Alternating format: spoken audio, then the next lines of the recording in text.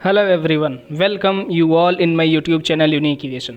आज की वीडियो में हम बात करने वाले हैं फेनवेल कंटिन्यूस लूप सिस्टम के बारे में कि आखिर ये क्या होता है, इसका ऑपरेशन कैसे होता है, कंस्ट्रक्शन कैसे होता है, कैसे ये फायर को डिटेक्ट करता है। इसके साथ साथ हम ये भी देखेंगे कि पिछले वीडियो में हमने जो कीड़े सिस्टम के बारे में बात की थी उसमें और इस सिस्टम में डिफरेंस क्या है, इसे अलग अलग तरीक़ों से यूज़ क्यों किया जाता है। तो चलिए स्टार्ट करते हैं अपना ये वीडियो।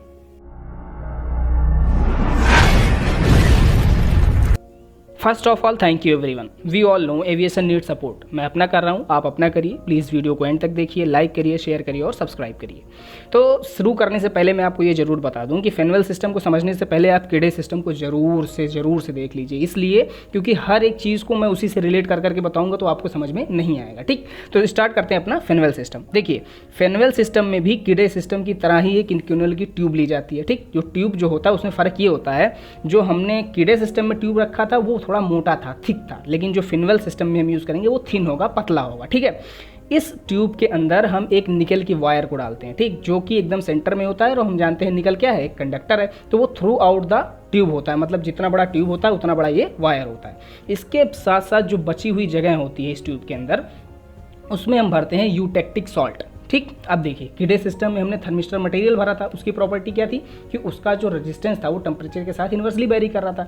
इसी तरीके से ये जो यूटेक्टिक सॉल्ट होता है ये भी एक थर्मल सेंसिटिव मटेरियल होता है जिसका रेजिस्टेंस टेम्परेचर के साथ इन्वर्सली वेरी करता है। इतनी बात आपको समझ में आ गई। तो ये हो गया हमारा फेनवेल सिस्टम का कंस्ट्रक्शन, ऐसा ही बनाया जाता है हमारा फेनवेल सिस्टम। ठीक है, तो अब हम बात करेंगे फेनवेल सिस्टम के ऑपरेशन की। ठीक है, और ध्यान देने वाली बात ये होगी इसमें कि हम अभी आपको बोले थे ना कि कीड़े सिस्टम और फेनवेल सिस्टम में मैं आपको डिफरेंस बताऊंगा, तो इसके ऑपरेशन में ही डिफरेंस होता है, उसको आप ध्यान से समझिएगा। देखिए, फेनवेल सिस्टम को जहां भी हमने इंस्टॉल कर रखा है, क्योंकि इसकी ट्यूब होती है, इस ट्यूब को हमने जहां भी इंस्टॉल कर रखा है उस पूरी लेंथ में अगर कहीं भी टेम्परेचर इंक्रीज करता है तो इसके अंदर जो हमने यूटेक्टिक सॉल्ट भरा है उसका मैंने बताया ना प्रॉपर्टी की, जैसे ही टेम्परेचर इंक्रीज करता है इसका रेजिस्टेंस सडनली ड्रॉप होता है, मतलब शार्पली ड्रॉप होता है। और जैसे ही इसका रेजिस्टेंस ड्रॉप होता है इसकी वजह से इस ट्यूब और इस वायर जो हमने निकल की वायर रखा है इसके बीच में हमने क्या भरा है, यूटेक्टिक सॉल्ट, इसके थ्रू करंट फ्लो करता है। अब आपको समझ में आया होगा कि इसके थ्रू इसमें करंट फ्लो होता है और फायर कंट्रोल डिटेक्शन यूनिट जो होता है इस करंट को मॉनिटर करता है। ठीक,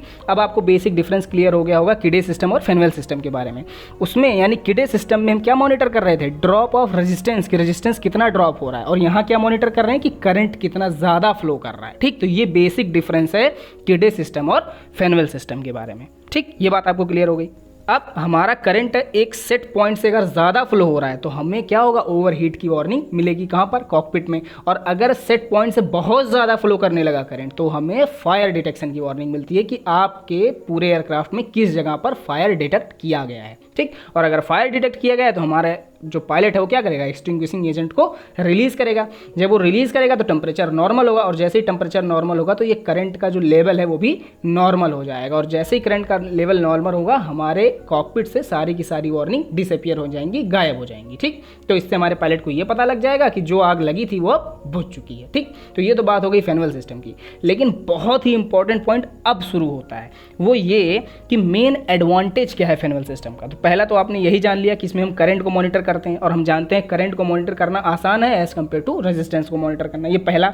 दूसरा और बहुत ही खास एडवांटेज इसका ये है कि अगर इस पूरी सर्किट में, मतलब जहाँ जहाँ हमने फेनवेल सिस्टम इंस्टॉल कर रखा है, तो ये पूरी सर्किट है ना, इस पूरी सर्किट में अगर कहीं एक जगह ओपन हो जाता है, मतलब टूट जाती है सर्किट, तो भी ये हमारे सिस्टम में फायर को डिटेक्ट कर सकता है। यही नहीं, अगर एक नहीं मल्टीपल ओपन्स भी हो जाएं इस सर्किट में तो भी जहाँ जहाँ ये ओपन हुआ है वहाँ इनऑपरेटिव हो जाएगा, बट उसके अलावा पूरे सिस्टम में ये फायर को डिटेक्ट करने के कैपेबल होता है। ठीक, और यही इसका मेन एडवांटेज है फेनवेल सिस्टम को यूज़ करने का। ठीक, तो आपको ये बात क्लियर हो गई। अब अगर बात की जाए डीजीसी क्वेश्चंस की, तो पहला क्वेश्चन यही कि इसमें कितने कंडक्टर्स यूज होते हैं। तो ध्यान रखिएगा इसमें सिर्फ एक कंडक्टर यूज होता है। इसका भी ट्यूब किसका होता है, इनकोनल का ही होता है। और इसके खाली बचे जगह में क्या भरते हैं, तो यूटेक्टिक सॉल्ट भरते हैं, जिसकी प्रॉपर्टी क्या होती है कि वो थर्मल सेंसिटिव मटेरियल होता है। ठीक, इसमें हम किस चीज़ को मॉनिटर करते हैं, ड्रॉप ऑफ रेजिस्टेंस को नहीं बल्कि इंक्रीजमेंट इन करंट को मॉनिटर किया जाता है। और जो कि कौन मॉनिटर करता है, हमारा कंट्रोल यूनिट यानी फायर डिटेक्शन कंट्रोल यूनिट। ठीक है, इतनी बात आपको क्लियर हो गई।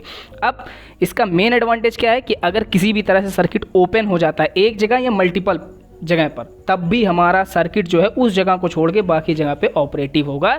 ये मेन एडवांटेज है हमारे फेनवेल सिस्टम का, जिसकी वजह से हम इसको एयरक्राफ्ट में यूज़ करते हैं। ठीक है, तो अगर आपको वीडियो पसंद आई है तो लाइक करिए, शेयर करिए, सब्सक्राइब करिए, सब तक पहुँचाइए ताकि सबकी हेल्प हो सके। Thank you.